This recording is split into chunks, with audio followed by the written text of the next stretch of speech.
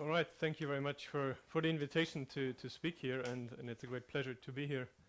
So the title is The Neural Mechanisms of Speech Encoding from Oscillations to Neural Populations. First, I should say the title is a bit misleading because I won't really talk about speech in specific. I'm really interested in how we hear, how auditory perception is implemented by neurons in the brain, partly for speech perception, but in general for any kind of hearing.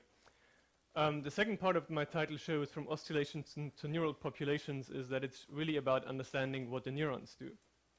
And I appreciate a lot that Tecumseh Fitch introduced the complexity of and diversity of neurons in the brain. And one of the challenges of neuroscience, I think, is really to link how patterns of neural activity by local populations or spatially dispersed populations implement all our behaviors and percepts. Because in the end, it's the neurons in the brain that make us live, that make us perceive and act. And we don't really understand how the complexity of the cortical structure facilitates all our behaviors that we have.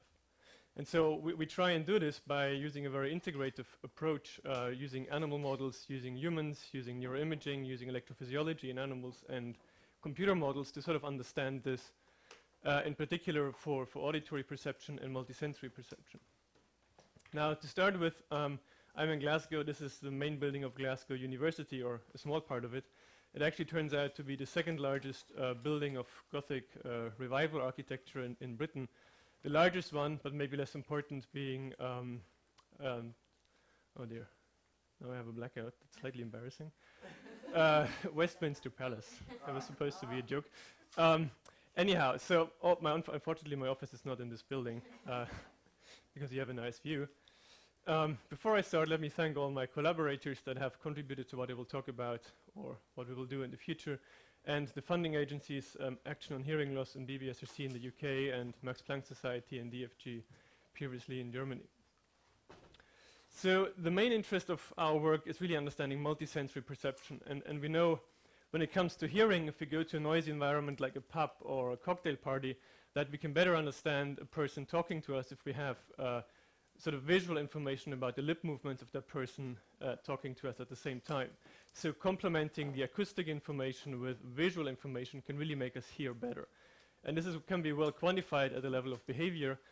And one of the questions we had been looking at previously in terms of neural mechanisms is where and how does the sensory integration and this sort of merging of visual information and acoustic information happen along the auditory processing pathways. And for many years, people sort of argued that the different senses operate largely as separate and distinct sensory streams in the brain, and that integration occurs only at very late stages. And from quite a lot of work in the last 10, 15 years, we know that actually this is not quite true, and rather the different senses interact at very early stages of processing and sort of collectively produce or compute the percept that we usually have.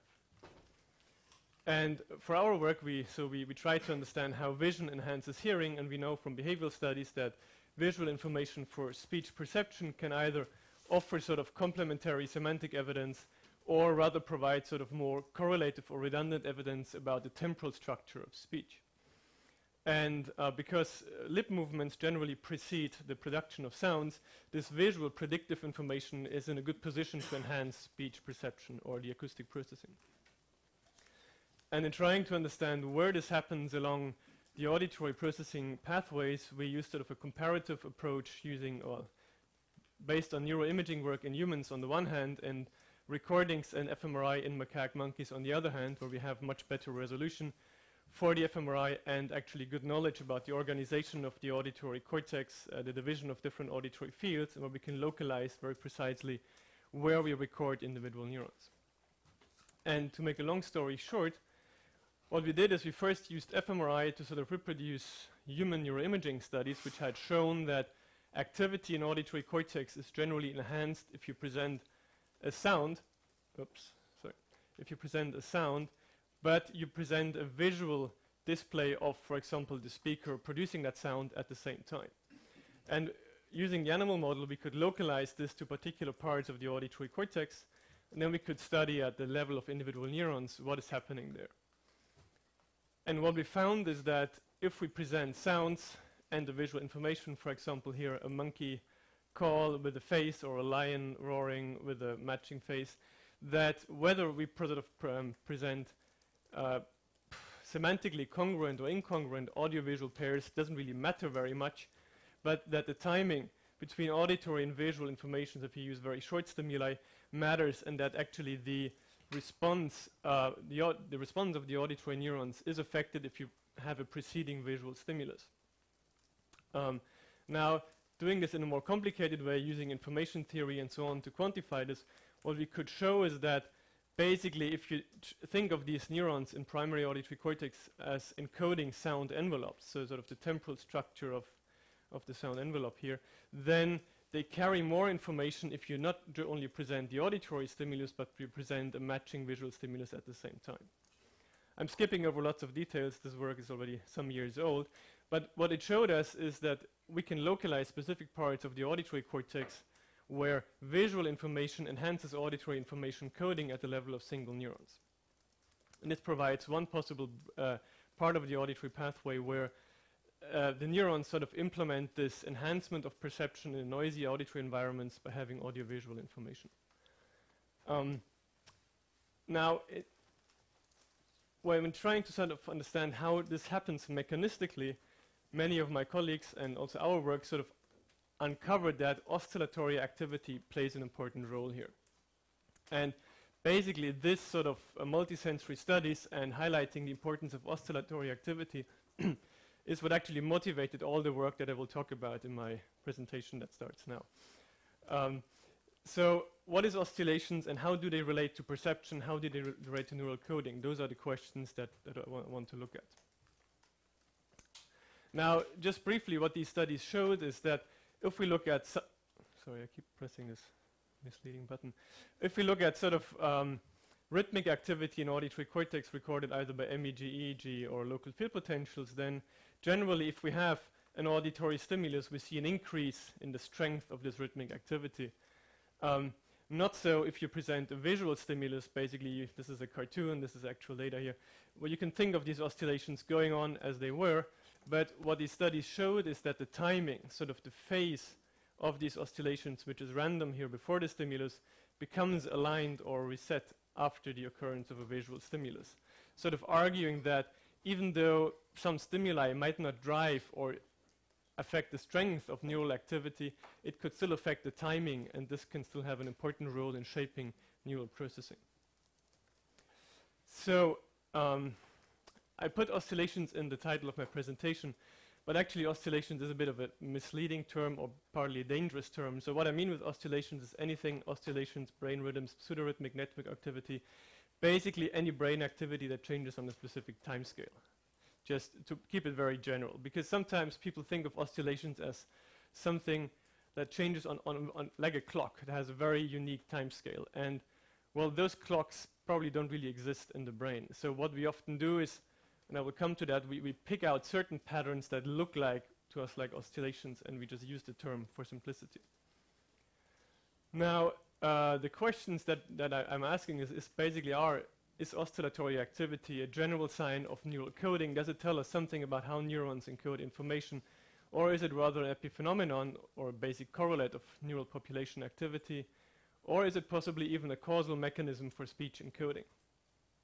And I will look at this in three parts by first looking at neuroimaging evidence for a role or a predative role of brain rhythms, then looking at the level of individual neurons, how they relate and create brain rhythms, and finally some data on possibly showing a causal role of these rhythms.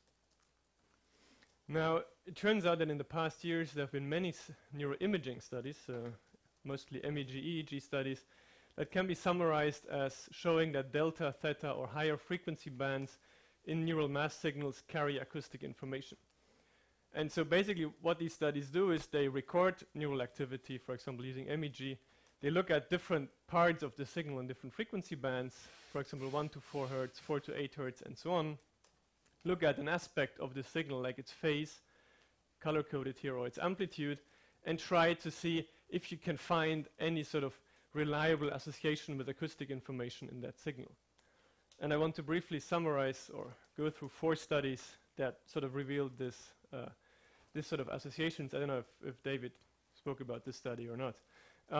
It's sort of one of the first showing that if you record MEG activity from auditory cortex, and if you, for example, present different sentences here, and you try to see if the neural activity pattern extracted at a certain time scale sort of reliably is associated with sentence 1, 2, or 3, what they reported is that if you look at the phase of theta band activity, you find sort of a template signature of each individual sentence at that time scale in neural activity. Not at other time scales and not in the amplitude of these signals. Sort of arguing that the temporal structure of slowly changing auditory cortical activity carries information that allows you, or the experimenter, to sort of reliably tell which sentence was presented at each moment in time. Similar evidence was recently published by my collaborators Joachim Gross from Glasgow, where they looked at, again, speech, looked at the envelope of speech, and sort of extracted different time scales of the speech envelope and the same time scale from the MEG signal, and sort of computed the mutual information between the auditory signal and the neural signal. And again, what they found is that low frequency activity in the theta and delta range, but also faster signals at the gamma time scale, carry information about the slow envelope structure of the speech. So the slow envelope structure being sort of these very slowly red changing aspects of the speech, not the fine structure of speech, not very rapid structure of the envelope, but basically sort of the syllable time scale changes in the speech signal. So there seems to be quite some information in sort of auditory cortical activity, even recorded at a large scale with MEG, EEG, that allows you to infer what the brain is hearing or receiving at the same time. Related to this, and this is becomes relevant for a later part of the talk, you can also apply more systems-based methods of, for example, trying to build explicit models relating a speech input and brain activity using linear or nonlinear filters, sort of trying to build a predictive or a reconstructive model of the auditory input given brain activity. And this study here, again an MEG study, nicely showed that you can reconstruct low frequency changes below 10 Hertz in the auditory input given the brain activity. And finally, a study along the same line from actually ECOG recordings in human patients, where the authors were again able to sort of reconstruct the spectrogram of the auditory sound from the neural recordings, and in this case especially from the gamma band activity. So all of these studies show that, well, the signals, even large-scale signals in auditory cortex, carry very rich acoustic information, which sort of asks us, well, how do these signals relate to neural activity at the single neuron level, and how do these signals also relate to perception? Are they something that is driving perception? Are they at least a correlate of perception, and so on? And indeed, many of these studies show that the acoustic information that you can extract from delta or theta band signals is stronger, for example, for forward compared to reversed speech, scales with the intelligibility of speech if you add acoustic noise, and is basically reflects an attended stimulus in a cocktail party setting. And similar results hold for sort of the gamma signals as well. So all of this showing that you can actually not only trace acoustic inputs in these brain signals, but actually more perceptual quantities like the attended speaker, or at least a correlate of intelligibility for speech in these signals. So showing that it's not basically a reflection or a copy of the auditory acoustic input, but at least go through some of the modulations that actually are necessary for the percept. And this is just an example of this, showing from a cocktail party study where you see the spectrograms of two sentences that were presented at the same time, and the authors were able to actually reconstruct mostly the attended speaker from the brain activity in that patient. Now, all of this argues that indeed sort of slow rhythmic activity in auditory cortex at least is a correlate or maybe even a sign of neural coding. And now the important question is, so how does this activity, which is a very useful signal to study the brain, how does it relate to individual neurons or local networks in auditory cortex? And in order to understand this, we need recordings and animal models that actually get to the single neuron level, and as we will see, also computational models for how these rhythmic activity is actually generated in auditory networks. Yeah, please. I just want to clarify. The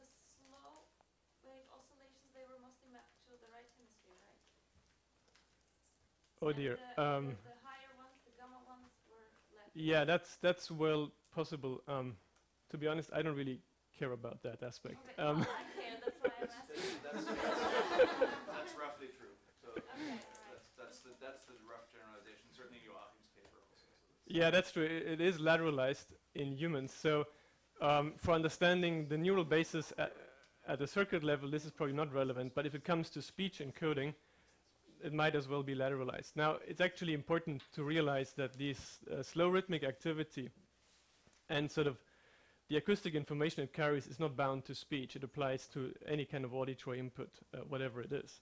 So it's not a I wouldn't say it's a speech-specific mechanism, but it's true for any kind. If you play music or even abstract tones, you can reconstruct part of these tones or the slow envelope structure from that auditory signature. For simplistic stimuli, it's probably not lateralized, but for speech, it might well be. Basically, these rhythms are seen sort of at the level of ensemble activity, so at the scale of millimeters, which you can access with MEG, EEG, or also local field potentials. But in an animal model, we can get basically to the smaller scale, to the single neurons. And basically, to remind us of the complexity of cortical networks, I have this cartoon here. So in any brain area, we have tons of the diversity of different neurons, excitatory neurons, inhibitory neurons, and it's really a challenge to sort of understand how these sort of local microcircuits generate the particular activity that we see. And even my work will not go and take into all this complexity into account, but at least a little bit of it. Now, we know, and that's the most important part, that there is these excitatory inhibitory neurons, so pyramidal neurons being the excitatory ones, and then different classes of inhibitory interneurons. And when it comes to these rhythmic patterns of neural activity, people have known for many years that this interplay between these two classes of neurons is very important for the generation of these rhythms. That's true for gamma band rhythms, but it's similarly true for slower rhythms of neural activity. And so in general, we know that sensory inputs come essentially to both types of neurons. Both types of neurons have recurrent connections on similar neurons, and they're connected with each other. And depending on the area, depending on the types of neurons, many of the biophysical parameters, timescales of synapses, size of dendrites, which again affects timescales of neural integration and so on, differ. And sort of understanding how these sort of local microcircuits really generate realistic patterns of neural activity is quite challenging. But what you can do is you can build models and simulate them. And that's one key strength. And this study here by Alberto Mazzoni and colleagues was very important in understanding how theta, delta, and gamma band activity in cortical networks is differentially influenced by different aspects of the input. So what these people did here is they simulated such kind of neurons using integrate and fire models, very simplistic models, but which carry some of the key parameters, key timescales of cortical neurons. And then they extracted a local field potential signal from this model, and a local field potential that could similarly be an EEG or MEG signal that you might derive from this population of neurons. And then what they did is they sort of fed in different rhythmic signals, for example, different sine waves here as input, or basically fixed inputs that just vary in their strength. And what they could show is using their simulations that the amplitude of a fixed input mostly affects gamma band activity, but the temporal structure of an input, so basically the time scale of slow variations here, drives the phase of delta and theta oscillations.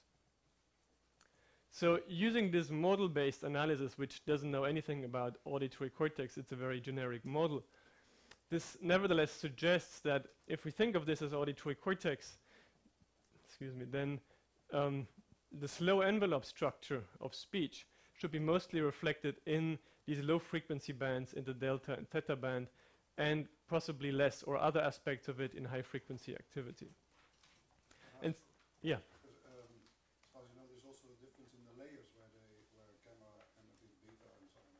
Yes, that's as well true. At least we know that from the visual system. I think it's less well studied in the auditory system. This model is totally agnostic of layers. it basically treats it as a homogeneous pool. But what do we know about the organization of the layers such that it might come out in the 2 or 3, for instance? Yeah, so I mean, Nancy Coppell has very detailed models about layer-specific generation of gamma. for instance. yes, we know. So it depends on the prominence of different types of neurons, for example, because different types of interneurons will lead to different timescales of recurrent interaction. So if you want to understand all sort of the everything in the biophysically realistic terms, it becomes very, very complicated, unfortunately. But I think the important message here is that these models can sort of in a way explain or predict where in these sort of large-scale cortical signals should we actually see, for example, acoustic envelope structure to be represented. And this nicely matches with lots of studies on cortical LFPs and MEG-EEG studies, which find that mostly these low-frequency signals, and especially their phase, so their timing, carries the acoustic information. Sorry, can I ask a Yeah. clarification question about LFPs? Yes. How are those measured compared to EEG? I'm just not familiar with it. Well, so the way you record them in an actual brain is, in an animal model, you stick an electrode into the tissue, and rather than recording the spikes of an individual neuron, you just record a wideband signal, which essentially captures all sorts of synaptic activity, pre-post-synaptic potentials, somatic potentials, current spread, and so on. And basically that's what EEG measures, just that the EEG electrode is further away. And hence the EEG electrode also pools over a larger spatial region. But to first order approximation, you can think about it as being the same signal. So yeah, this sort of makes nice predictions about the auditory system, where slow envelope structure of speech or any other sound should be sort of strongly reflected in the brain signal, and that's what we see in neuroimaging. And now we can wonder, how does the activity of individual neurons relate to this? And if we look at pyramidal neurons, these neurons here, which are the large majority of neurons in cortex, we can sort of ask, how does the spiking activity of such a neuron relate to the local field potential at the same time? And so this here is data recorded in the monkey auditory cortex during stimulation with very diverse natural sounds. And what you see down here is a raster plot of one neuron. Each tick is an action potential, and each line is a different repeat of the same sound. And you see that this neuron fires here, it fires here, it fires here, and so on, quite reliably across repeats of that sound. And what is color-coded here and also above here is the phase of the theta band field potential at the same time. And well, what it shows is, first of all, not only does the neuron reliably fire at certain parts of the sound, but the state of the theta band field potential is at some parts of the sound also quite reliable across trial. So in each repeat of the sound, you have the red phase here, the light blue phase here, the dark blue phase here. In other parts of the sound, it's less reliable. But it shows, well, or basically this is a reason why you see acoustic information reflected in this kind of low frequency rhythmic activity. But it also shows at the same time that, well, the neuron does something reliable to the auditory input, but it also does something reliable relative to the theta band signal at the same time. Is that stripe thing correlated with the beginning of the sound, or is that somehow done correlationally on the theta? Well, this is just trial. Everything is just trial average, and the sound actually goes on for 52 seconds, and this is somewhere in between. But basically what happens, and I will come to that, is, well, some features in the sound drive the local network, and that makes the neuron spike, but that also basically pushes the field potential in a particular reliable state. So basically you can think of it as the whole local network being driven by something like an upsweep in the sound, for example, or a sharp transition, like a syllable onset, if you want. And that drives some of the neurons, and that drives basically the whole network, and hence gives you a reliable LFP. Now, this shows, well, okay, there seems to be some correlation between field potentials, or the phase of field potentials, and the spiking of individual neurons. And indeed, the model also predicts, because, well, the model argues that basically these slow rhythms are generated by an interplay of excitatory and inhibitory neurons. The model predicts that at some parts, or at some phases of the field potential rhythm, the neurons are less active or less excitable, and at other parts, the pyramidal neurons are more active and possibly more excitable. This is a very basic prediction of the model. And now if you look at actual data from auditory cortex, and if you just measure basically how many spikes do you see at the trough of the theta cycle or at the peak of the theta cycle, you see a phase dependency in auditory spiking basically for all of the neurons. This is just a population average. And other people have seen this as well. Peter Lagathos reported this many years ago, sort of showing that the majority of neurons, or the large-scale output of auditory cortex, varies over time with the phase or the state of these low-frequency rhythms. And importantly, this is not only true while the network is driven by sounds, but the same thing is actually true if there is no auditory input. And all of these neurons are essentially, well, spontaneously active or maybe driven by large-scale cortical state changes or feedback and so on. So it is a very important property of cortical networks that the spiking of individual neurons is not basically uniform over time, but is strongly dependent on the state of the local network as indexed by the phase of low-frequency activity. Yes? Are there any alpha oscillations? Yes. Well, in the visual system, very much so. In the auditory system, yes. Well, part of the problem is, and that's why I don't like this term oscillations, if you measure your signal, be it MEG or an LFP or whatever, and you plot the amplitude as a function of frequency, it generally looks like this. And it has a few bumps in there, and this might be around theta, and this could be around alpha, and so on. But whether you would call this a distinct rhythm that stands out, like gamma in the visual cortex, is less clear. So it's hard, I find it hard to argue that there is something specific happening, for example, at the alpha timescale in the auditory cortex. You can look at the signal on varying at that timescale, but it's a bit misleading or maybe difficult to really ascertain that there is specific rhythms at that timescale in different sensory areas. You know, I thought I should ask this question because recently I heard that they might be important in suppressing signals. Yeah, so well, my personal criticism, and well, I have to criticize myself, is that you record a wideband signal. So you can then pick a certain frequency range that you want to look at. You can say, I want to look at alpha, and you might find a correlate of something at the alpha timescale.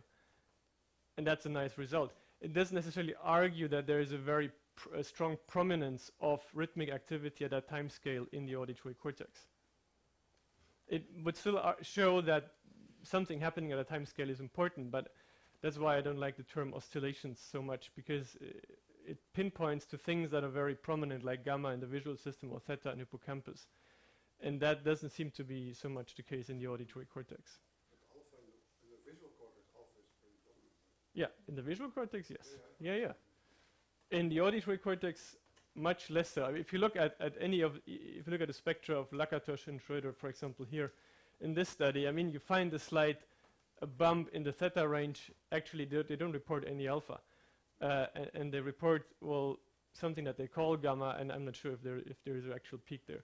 So, well, we can talk about all these timescales, and they might have specific functions, but it's sometimes hard to argue that there is a very dedicated, highly distinct rhythm at that frequency in a certain brain area. But that's my opinion. We can discuss that later.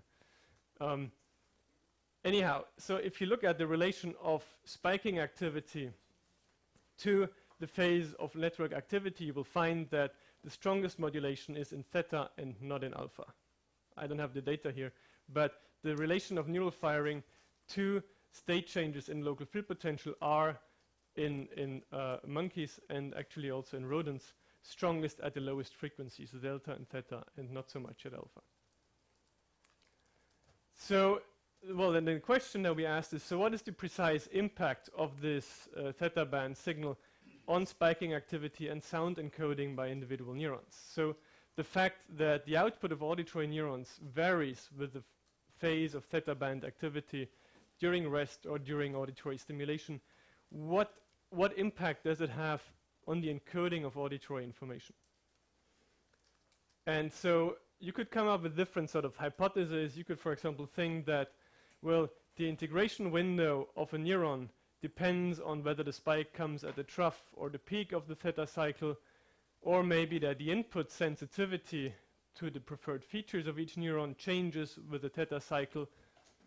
Or it could actually be that sort of the input-output transformation of auditory neurons is independent of theta, but that there is just a change of spontaneous background activity that is not related to any auditory input that is dependent on theta band activity, but the actual input-output transformations are the same. So, well, more than 2 years we sort of started to look at these hypotheses, and it turns out to be technically a bit challenging. I will show you some interesting results. They aren't published yet. So we started off doing this in monkey auditory cortex. We recorded many neurons to a rich set of naturalistic sounds, and then what you can do is you can model the function of individual neurons by using so-called LNP models, linear nonlinear Poisson models, or spectrotemporal receptive fields. And basically what you do is you model the functioning of one neuron using a linear filter that you essentially apply to the spectrogram, so to the frequency time representation of the sound. You compute sort of a linear activation, and then you pass this through to some output nonlinearity to then generate a Poisson spike train. And people have used these models for several decades, and this is 3 examples here showing sensitivity and time and frequency of this neuron. This neuron here is very narrowly tuned in frequency. This one prefers low frequencies. And they give a reasonable description of the function of individual neurons. It's not a perfect description, we know that. Basically, we understand only part of the neurons using these models, but still it's a good handle of understanding what individual neurons do with auditory input. Now, what you can do and what people traditionally do is they present sounds many times, they take all the action potentials of that neuron, they compute the model, and they quantify how well the model fits. Now, what we thought of doing is we'll take the spikes of the neuron, divide them depending on the theta band activity at the time of the spike, in particular by the phase, so the color here, and then compute a separate model for each phase of the theta cycle. And well, you can do it, and what you will find, and I'm skipping some details here, is that these linear filters describing selectivity and time and sound frequency are essentially not changed by the network state. So they're independent of theta phase. However, the output nonlinearity by which sort of the linear filter activation is transformed varies systematically along the phase of theta band activity, in the sense that at some part of the cycle the neuron produces has a less steep output curve, and at other parts it has a steeper output curve. And sort of these findings, which were criticized by referees for good reasons, argue that the output gain of auditory neurons changes along the phase of the theta cycle, which is a very neat finding because it argues that somehow the input-output transformation and the sensitivity of auditory neurons is affected by network state. And the finding actually makes a lot of sense, but we missed one important detail, and well, hence rejection. So, because we couldn't get any monkey data to sort of get at that detail, we now looked at recordings from rat auditory cortex, and it's even from anesthetized rats, I have to say, so they will kill us on that. But nevertheless, it shows the main points that I want to make. First of all, again, also in this system, the number of spikes produced by the neurons varies highly dramatically with the phase of theta band activity, both during auditory stimulation and spontaneous baseline activity. And then we fit again these linear, nonlinear models, and we actually systematically compare 3 models. One of them is a traditional model where the output transformation is fixed regardless of network state. One where the nonlinearity is fixed, but there's an offset depending on theta phase, sort of basically incorporating changes of background activity with theta phase. And then there's one model adding changes in the output gain with a network state. And what we see if we do that is that the independent model, sort of the traditional model, will performs, well, compared to the others, relatively poorly, and it doesn't produce any of the phase dependency of the output firing rates. So basically showing that this phase dependency of spiking with theta band activity cannot be explained by auditory inputs. If you add sort of a phase dependent background activity, you get a much better prediction of the response, and you largely reproduce the phase dependence of the output.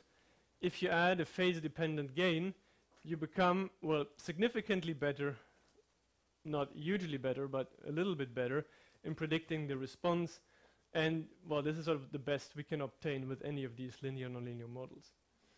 So what this argues is, and this is just showing some example data here, what this argues is that the phase dependence of neural output that we see is in large part explained by variations of background activity, of not stimulus-related activity, and in a smaller proportion explained by a change in network gain or a gain in the input-output transformation of these neurons. Yes? This may be too complicated, but maybe there's an easy answer. Is this reversible? So if you have the theta and you have this spiking, can you actually reverse it and get something like the original? Well, we haven't tried it yet. I would say yes, but that's something we have to try. What is it you're trying to get from the response? Well, if you're some downstream system trying to read this, you would kind of like it to be a reversible transformation, but you could also see how you lose a lot of information with that thresholding. So I'm just wondering if you can get something like the original signal back out. Yeah, I mean, in general, that's a very important question, because what this shows in a more general context is that these computations are quite state dependent. And they are affected in part by auditory input and in part by, well, background activity. We have no idea where it comes from. It comes from other brain areas. Maybe reflecting predictions, maybe reflecting attentional changes, whatever. In a real life context, very complicated. And all of this functioning is dependent on this general state or context. And, well, parts of the brain that sort of decode this must be aware of the current state. So they probably have ways of taking this into account. But I think we have no idea how they achieve that. Anyhow, so it shows that, well, to summarize this, yeah, that the stimulus drive cannot really explain by itself the phase dependency of firing, but essentially it's in large part endogenously generated by these networks and only to a small part imposed by gain changes and hence stimulus input-output transformations. Basically arguing the functioning of auditory cortex is extremely complicated.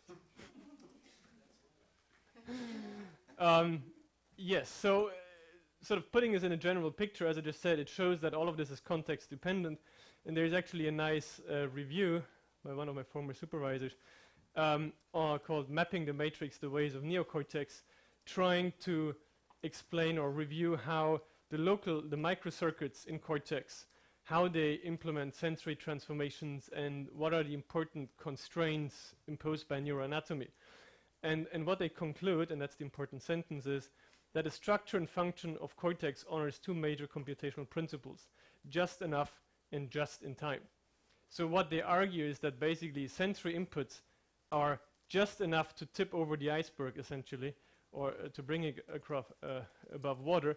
And so a large part of neural activity is endogenously generated, and the sensory inputs just sit on top of this and make a small proportion of the overall activity that we see, be it with single neuron recordings or with neuroimaging. And they argue that it must come just at the right time in order not to be cut off by other aspects of local activity. So, what? Yeah. Maybe it's because I understood something wrong. Like, how long does it take for a cell to go back to the initial phase of the phase? Well, basically, this is bound to the theta timescale, which is roughly 160 milliseconds, if you want. Well, it so happens, and that's where it becomes also interesting, that this is an important timescale in speech. And many people sort of think of relating theta band activity in auditory cortex to syllable structure of speech. and how this sort of constrains and shapes, well, speech perception in particular. And this is actually where I wanted to get to. Well, if you think about the computational aspects of such gain phase-dependent mechanisms, and especially of a change in output gain with theta phase, you could think of two important functions. One is, well, a gain control mechanism, which we know in the auditory cortex is quite important for speech and noise, and I will show an example of this. And another one is the temporal separation or segregation, which comes essentially to the idea of chunking speech into individual syllables. There was recently a study by Jan Schnupp's group, and I don't want to go into details, but basically what they show is by looking at individual neurons in auditory cortex that contrast gain, so adapting to the mean level of auditory input and its momentary contrast, is extremely important in allowing neurons to encode sounds in a noisy acoustic environment, like in a reverberant environment and so on. And what we see is that part of this phase dependence implements a change in neural gain. So this could well tie into these gain control mechanisms that are maybe important for making auditory coding noise robust. But that's just a hypothesis. Similarly, what you can think of is that a phase dependent gain, actually what it does is, and this is a simulated, well, it's both an actual response in black here is a trial average response of one neuron in auditory cortex, and in blue is a simulated response using a phase-independent model, and in red a model that has a phase-dependent gain. And what you see is that at many parts where the neuron fires, the phase-dependent model gives you a much shorter peak in the response. And such a shorter or more temporally sparse response is computationally interesting because it allows a better chunking or separation, for example, of different syllables. We haven't really shown that it does allow a better separation of syllables in real speech, but at least it's one mechanism that might contribute to this, and a hypothesis to look at in the future. So there might well be direct computational benefits from all the state-dependent and rhythm-dependent coding in auditory cortex that need to be understood. So how much time do I have, actually? Another half hour. Wow, okay. So what I showed is that, well, the output of auditory cortex, the number of spikes produced by these neurons varies systematically with this low-frequency activity. And, well, this low-frequency activity is something that we can conveniently record with, for example, EEG or MEG.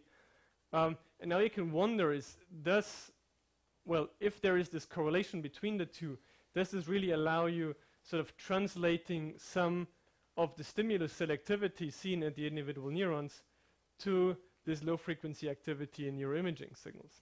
So it's a very simple question, basically asking, is stimulus selectivity seen in EEG signals directly related to the selectivity of neural populations?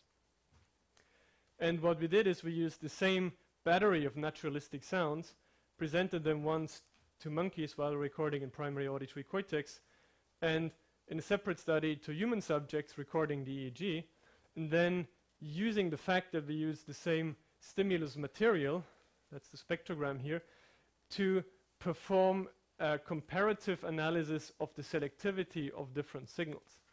So what you can do is you can take your auditory input, you can select different short chunks from your long auditory input, use these as stimuli for a classic decoding analysis like many of the MEG studies that I mentioned in the beginning, and you can sort of use this, for example, to infer that low frequency activity in the EEG sort of allows you to discriminate different sections of this long sound.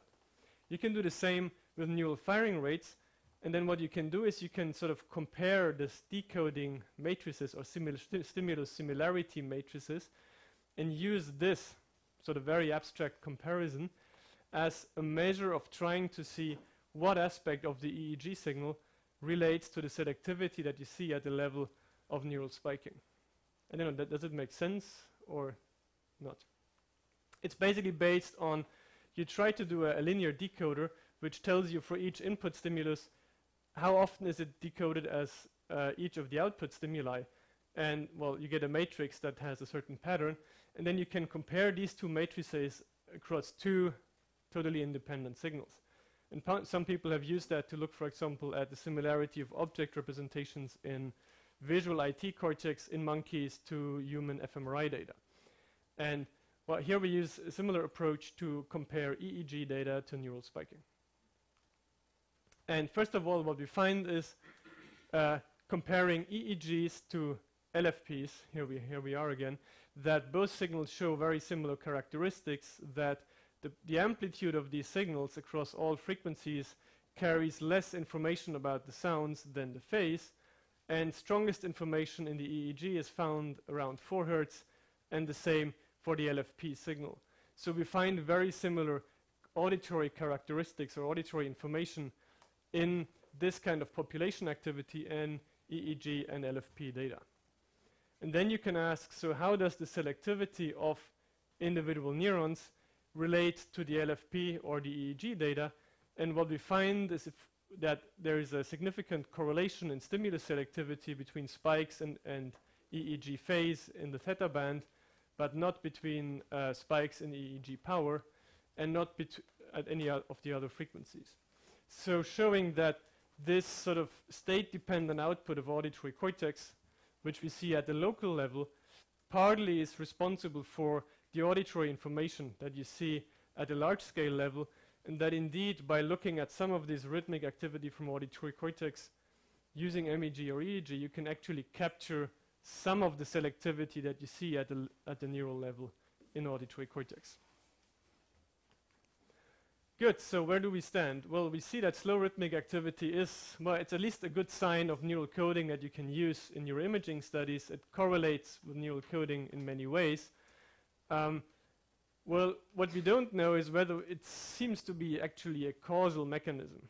Well, the word causal is dangerous anyway, but there's many studies in the visual system which, for example, argue that alpha band activity relates to gating perception, to directing attention to specific locations, or showing that whether or not you see a faint visual stimulus depends on the phase of alpha band activity shortly before that stimulus. And there's very many studies in the visual system making this link between alpha activity and this sort of more or less causal link between alpha activity and perception. And while giving all this apparent importance of theta band activity in the auditory cortex, we wondered whether we can make a similar link for auditory perception.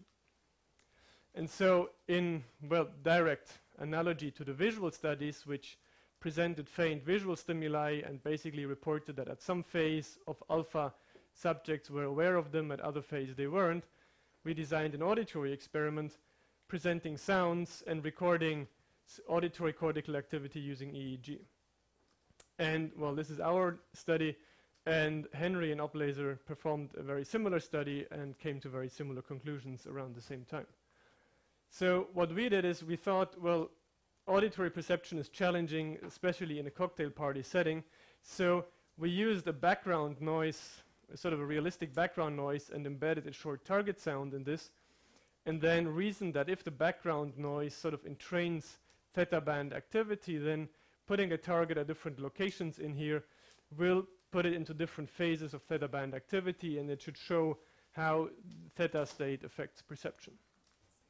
And indeed, this is what we found, that the state of 2 to 6 Hz theta activity, both the power of this and the phase shortly before the auditory target, affect whether subjects are aware of the target or not. So in general, the target was titrated such that subjects are only about 70% correct at detecting this. And what you see here is some single subject data showing how this subject, for example, was very good at detecting the target at this particular phase and made many misses at this particular phase, so showing a clear phase dependence of perception at the single subject level. And this was quite reliable across different subjects, and well, the other study by Henry and Oblaser found the very same result. Now, interestingly, there was a third study by Zöffel and Heil, and what they did is they presented sounds in silence, and they tried to, well, study the same thing, and they didn't find any phase dependence of perception. And so what this shows is that we, and actually the OP-laser study, we all presented target sounds in a continuous acoustic context, whereas this study presented sounds in a silent context, that whether or not and the way these low frequency rhythms affect auditory coding and perception is highly dependent on the total acoustic input, not just the brief target that you make subjects detect. And I think this is a very important clue that we have to take into account, that some of the functioning of auditory networks is also highly dependent by the total acoustic context that you're operating in. So in terms of a causal mechanism for speech encoding, well, there is some correlates to this. As in the visual system, there seems to be some causality between network state and whether you detect very difficult to detect targets or not. Is this theta specific, or yes. do you also find it for gamma, for instance? No. Well, that's a good question. I mean, all of these studies were EEG studies, so I don't know if they are sensitive enough to really speak about gamma. So I would say we don't know. So to conclude all of this, well, what I've shown you is that slow rhythmic activity in auditory cortex reflects modulations of neural firing rate, both stimulus-driven and fluctuations in spontaneous activity, creating very nice correlates between local activity and large-scale activity. And the input-output transformations of auditory neurons are shaped by network state, possibly providing a mechanism for really context-dependent operations where one part of, for example, the envelope structure shapes the processing of more temporally specific, like pitch, for example, acoustic information. And with this, I want to conclude the main part of my presentation. And this very nicely relates to also perceptual studies by Gitza and Greenberg, for example, where they actually specifically looked at speech and then modulated the speech rhythm by compressing a sentence and then introducing short gaps.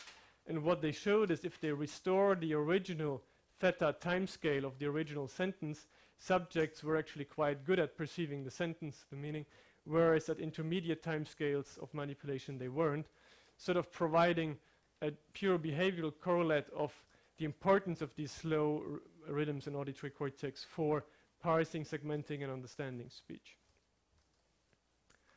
And well, I sort of was motivated by Tecumseh Fitch to talk a bit more about the importance of individual neurons and the challenges to sort of conclude this in a broad context. So Ramon Cajal already said, well, that the shape and position of a neuron, as well the origin and destination of its signals in the neural network, supply valuable clues to its function. And what is particularly true for sensory neurons, that he was looking at neurons that come from the eye, go to the brain, come from the ear, go to the brain, and so on. If we look at cortex, it's much more difficult to make sense of what particular neurons do, because tracing their patterns of connectivity is difficult, and most of the connections are very local. So they don't really provide so much information about the integrative function of individual neurons. That's why we need many of modern tools to look at individual neurons and study them in an actual context. Coming to these very simplistic cartoons of neurons, yes, I like them, but they simply show how a neuron can act as a computational unit, because you have many inputs, excitatory, inhibitory, and if you apply a threshold, you can actually do something extremely complex. But if you look at modern data from the last years, you see actually that even different parts of a neural dendrite can perform totally separate functions. So there's neural recordings and simulations showing that apical dendrites can selectively and independently integrate sensory information independently of the soma, sort of suggesting that, well, the picture of one neuron as an integrative or as a computational unit might be in a way misleading, because each individual neuron can at least potentially perform many simultaneous and independent computations. So it's even more messy than we thought. And just to highlight some very recent literature that I read while flying here, there's a nice review by Thilo Wommelsdorf trying to relate what they call rhythmic gain control and motives. So stereotypical patterns of local connectivity in the cortex that can generate activity at different time scales, like theta band activity, alpha band, gamma band, and so on.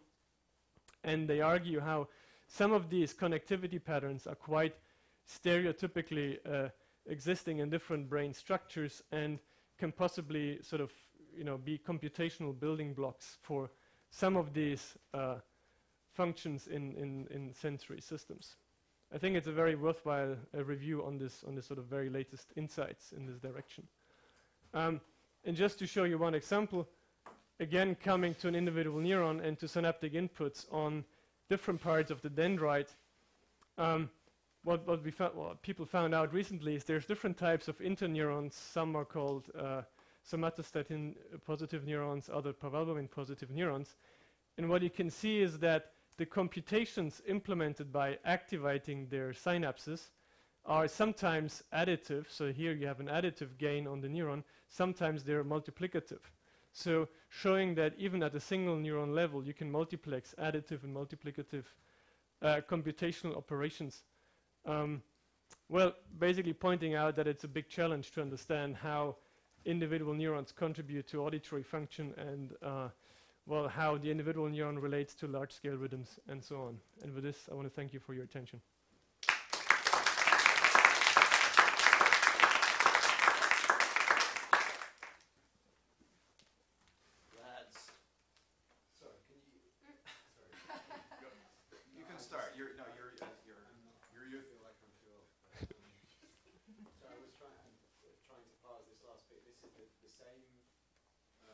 Modulation on different types of interneurons. Yeah, just to yeah, so just to be clear, yeah, the figure is from this review, and what it shows is that, well, there's different types of interneurons, and they preferentially target different parts of the dendritic tree. And they also seem to have a different computational function, like additive and multiplicative scaling of inputs. Showing that, well, different types of neurons contribute differently and in different parts of the dendritic tree and so on. So, yeah. So the different interneurons are contacting different parts of the dendritic tree. Yes. But we should, well, maybe I shouldn't say that. I mean, this is 2 out of maybe 40 types of interneurons, so it's even worse. But basically it shows that, yeah, the single neuron is also very interesting, but it's hard to understand how it relates to speech perception. Theme of this week. Kate and then Peter. First Kate, then Peter, and then somebody, then me actually. How much of this is these sort of neural signatures depend upon the architecture of the area and how much upon the input? So if you did the rewiring experiment and put auditory input into visual cortex, would you get similar responses? Would the architecture change and then you get similar responses? Well, I don't think we have a good answer. I mean, there have been these rewiring experiments, but they involve development of that animal. So many things change. I think the only way of really addressing this is to have detailed computational simulations of specific areas that take the area-specific morphologies into account. For example, we know that inputs from the eye, well, from the thalamus that go into V1 target a specific cell type that doesn't exist in auditory cortex. So the microcircuit in visual cortex and in auditory cortex surely is in part different. What the impacts of this are on the activity patterns that we see, I think we don't really know in good detail. We know, for example, that the endogenous timescales of activity differ between the somatosensory system, the auditory system, and the visual system. Possibly because visual inputs change on very slow timescales. I mean, things move, but they move slowly. Auditory inputs vary quite rapidly on the scale of tens of milliseconds, and somatosensory inputs even faster. And you find direct correlates of these different timescales or sensitivity to these timescales in these systems. But whether that comes through development and experience with that input or hard wiring, I don't know that we know. So nobody's done these experiments in like blind people? Just Well, I know people do in some part, but I mean, you have, you know, many years of well, development. So, I don't know if, yeah, well, any of the coding, nope. Nope. That are- Not yet. Low-hanging fruit. Green stuff. Yeah. Actually, But it would light make green. something like MT or V5 would make it a sort of good target for auditory because it's Well, actually, in cats, there have been very nice studies by Steve Lomber in cats in deaf animals. And it turns out that parts of the auditory system, auditory areas that are known to be involved in space and motion perception, are taking over visual space and motion analysis. So some of the specificity of an area seems to be preserved in these kind of changes, but it's not really well explored. Yeah, Okay, Heidi gets interposed. Sorry. No, that's the way it's supposed to be. You, then Peter, then Dorothy, then David. It was just a quick clarification question on the Steve Lomber work. It wasn't all visual function, right? It was just a specific type of visual function? Localization, I guess. Yeah, it was just localization. So yeah, that's what they. Because in the end, there's so many auditory areas, and for many of them, we don't really know what they do in the first place. So it's hard to study them in this context. Yeah, but it's mostly about localization. I think, well, for me, the main takeaway from his work, the most interesting thing about it for me was that it was the same function, both the original function of the auditory cortex was the same as the computational function envisioned that auditory cortex took over, right? Yes. Because originally it was for localization and the auditory domain and then for visual. Yes. Yeah. That's what it was. But then, well, we know that the function seems to be, the area is involved in the same function. We don't really know if, for example, the activity patterns that implement that function are the same, because they didn't look at this. Peter. My question is, I mean, you find very interesting this phase dependence of perception. Would that be modulated by the strength of your priors? Is there anything known along those lines? Well, I would assume that it's modulated by temporal expectation, because we know in the visual system it is. And that some of these rhythms in the visual system relate to temporal expectation, when to expect the target. Well, I guess in the auditory system nobody has done it. But that's a very good question. And it probably does.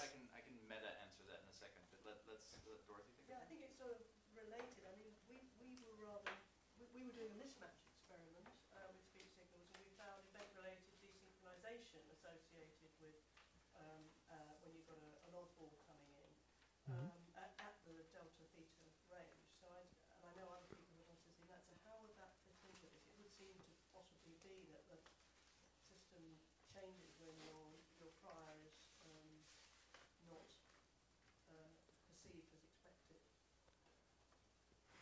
Well, that's a good question. I mean, in these studies that have been performed, subjects sort of have a flat prior of, they don't know when to expect the target. Well, I would assume that if the target comes at the unexpected time, especially too late, that you completely miss it. This is the expected time, but it's a different time. So it's a different, so it's bar, and then dark. Yeah. So you're expecting a bar, but you get dark or whatever.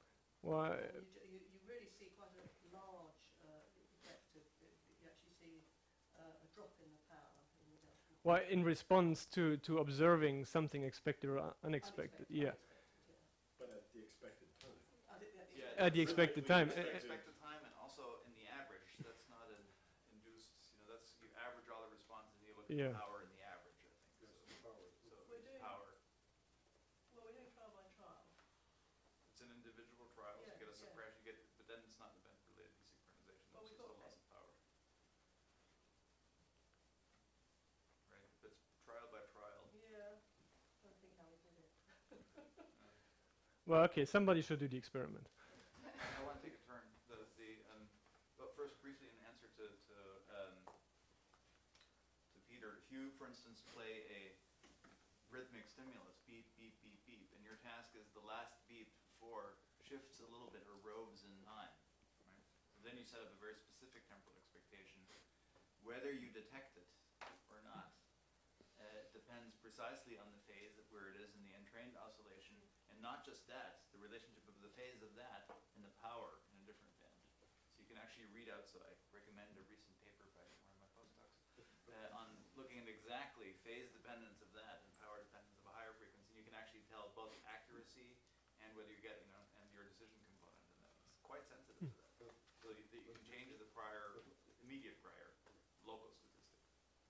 And what when you add higher order information? So now you know that. What kind of things? Older. That's another low-hanging dream study. Can I ask my question though, or do you no? To come to ask your question, Well, I'll it's ask a my- follow-up of this. I was just wondering if you could contrast syllable time versus stress time language, like French versus English, particularly if you had a bilingual. So, in a stress time language like German or English or Dutch, you're expecting these unaccented things. So it's kind of high information, low information, high information, low information. Whereas in French or lots of languages, it's a much more kind of consistent thing. That's a place where you might think that there's a kind of, if as soon as I know you're speaking French versus speaking English, I might switch priors and we might see something along these lines. Dream set. Dream. So actually, one of my former graduate students did that study.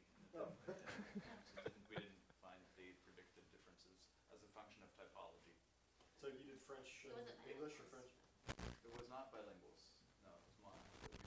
We tried syllable time, stress time, morae. Well, if they're not bilinguals, how are they supposed to switch priors? No, this wasn't about prior. This was can you tell at all? Because, for instance, a Moratine language should be the phase locking to the envelope should be much tighter because it's so regular. So that's how you should be able to classify to begin with. Right? And that was not seen. So it's not that. It's just not specific enough. It's just not that regular. Let me ask my question. What's this postdoc's name? Well, there are many of these. The one of the timing thing, Arnal, A-R-N-A-L. Don't forget the R. Luc Arnal. So yeah, this is just a test. Okay. I'm very sympathetic. Obviously, I'm sympathetic to the entire story, but I'm interested in the tension between how much of it is really the endogenous part and how much of the causal role does come from the actually stimulus-driven envelope following. So let me tell you a very quick result from that Oded Gitsa and I and one of my graduate students published a year or so ago. Is if you make a stimulus that fails to allow you to lock to the envelope, we use one of those Oded Gitsa crazy stimuli, so you weird things to it. If you don't have the kind of temporal structure that allows you to actually entrain to the stimulus, your intelligibility goes down, very sharply down. You actually need segmentation cues in speech to say roughly here. But then what Oded created for us is a stimulus where you give the same crappy noise, you still can't entrain to anything, and your theta activity is low, but then you just put a tick mark in where you thought the envelope should be. Right? Like a click. All you give is a cue to say allow entrainment, then your performance goes back up. So that argues, it's quite interesting. I highly recommend the paper.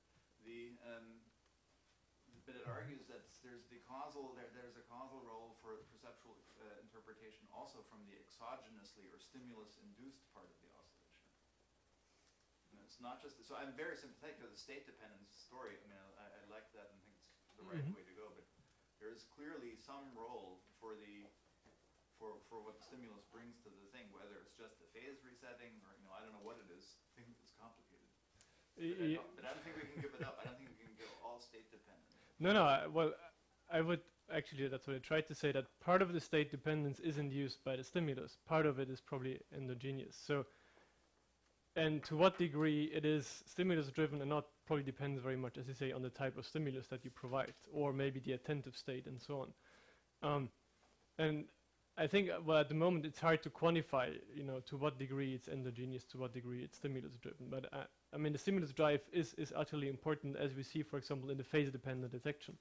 If you omit the background noise, like in the Heil study, you don't find anything. Whereas if you look at a targeted noise, as we did, or a gap in a continuous sound, as Jonas Oblaser did, you find an effect. So the auditory drive there is absolutely crucial to see this effect. So yeah, I would completely agree that it is in largely shaping it, but it might not create 100% of the activity that we see, but maybe just the added 10% that will create perception. Can I ask a question? Absolutely. I'm a bit confused about what you guys are talking about in terms of exogenous and how that differs from priors. So, are they related?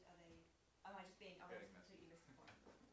So Well, David, that's for you. Right. Does exogenous mean like top-down stuff that could be affected? No, exogenous. Stimulus. So just the nomenclature is driven by the stimulus. Okay. Rather than And the intrinsic state Yeah. dependence that Christoph was talking about is just the stuff reads as you go along.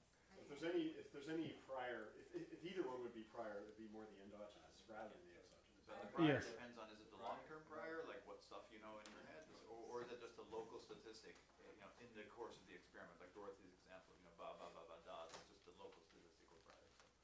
So there's lots of different moving parts happening in this kind of experiments. Sorry. No, that's a fair question. These are weird experiments. Anyone under 50? 40? 30? I don't understand the why in silence it goes away. Well, to be clear, I don't really understand what goes away or doesn't. But I couldn't quite put together the thing you said, which is that these two studies that were in the auditory context that's more busy had this kind of response, but then in silence it doesn't. I don't have any antecedents for that sentence. But Well, first of all, it's a fact that there's two studies that use either a gap in a continuous sound or a target embedded in noise that find this phase dependence, and well, these poor guys tried a sound in silence, a faint sound in silence, and like the visual studies had used, and they didn't find any phase dependence. isn't most of everything we find about sound in silence? So, right? I mean, most studies that are trying to look at all of this are based on sound in silence, no? Well, I don't know, but I mean, most sounds like in speech occur in a context, right? You have a continuous stream of inputs, and so you have a preceding history that shapes priors or at least activity in the auditory system.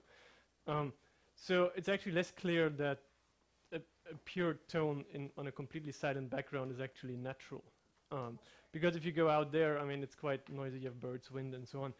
So putting EEG cap on isn't quite natural either, then, right? So. Sorry, but no, point taken. Yeah. I mean, it was challenging to me, and to all of the referees of all these papers, but it's a fact, and that's why I'm emphasizing it must tell us something about how the system functions. Actually, what we want to do is just replicate, their and our finding in the same subjects to make sure the difference is real.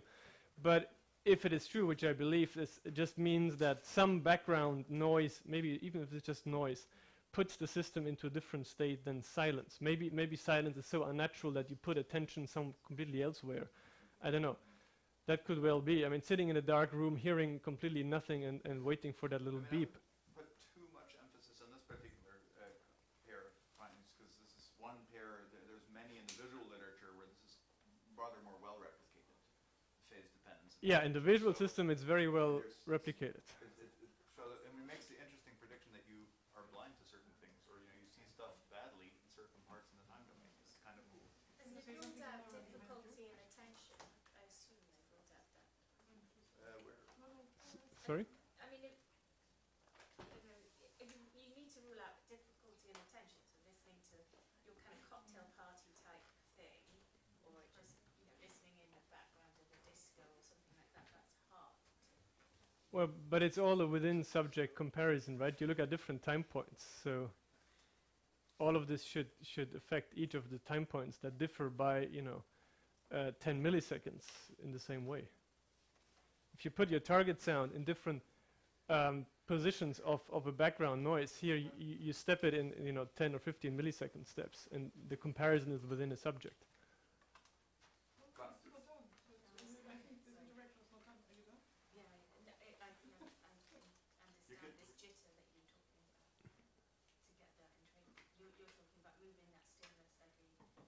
Well, so there's a background noise, and then there's a target at different positions, and the comparison is in essence within each subject along these different time points. And so any problems of hearing or attentional deficits or motivation or whatever, it should be quite uniform.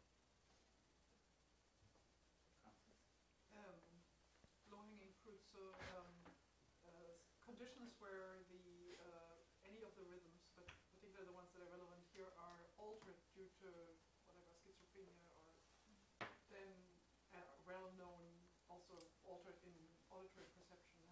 they're, I mean, it's loosely consistent, but the specific findings of that field, do they map onto this? Well, yeah, I'm not too familiar with that literature. We're thinking of, well, going in that direction as well, but I think it hasn't really been well studied, all of this phase dependence and so on. So It's early days in this field.